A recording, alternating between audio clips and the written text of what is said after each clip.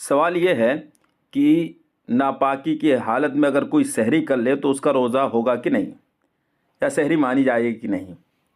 یہ عام لوگوں میں جو لوگ نہیں پڑھے لکھے ہوتے ہیں ان کے وہ اکثر یہ سوال آ کر پوچھتے ہیں۔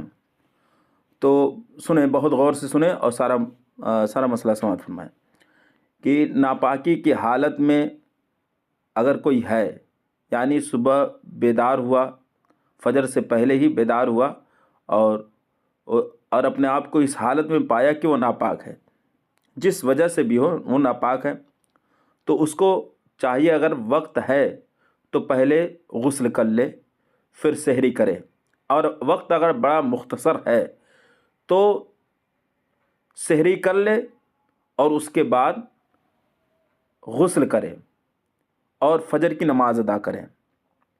کل ملا کر یہ ہے کہ اگر ناپاکی کے حالت میں آپ نے سحری کر لی تو اس میں کوئی خرابی نہیں ہے، آپ کے روزے میں کوئی خرابی نہیں آئے گی۔ ہاں، لیکن آپ کے لیے ضروری ہے اگر آپ ناپاک ہیں تو ضرور غسل کر لیں اور فجر کی نماز پڑھیں، اس لیے کہ فجر کی نماز بھی آپ پہ فرض ہے۔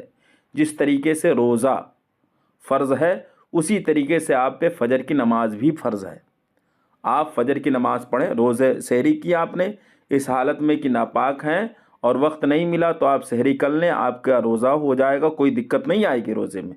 اور پھر اس کے بعد اٹھیں اور غسل کریں اور غسل کر کے فجر کی نماز پڑھیں۔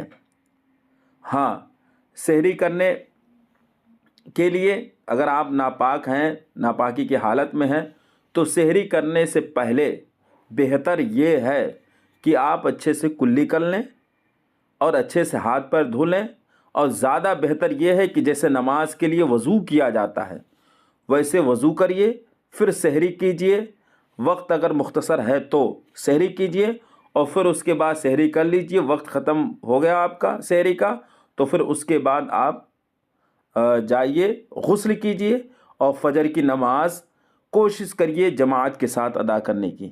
اللہ تبارک و تعالی آپ کے اعمال میں برکت دے گا۔ لہٰذا یہ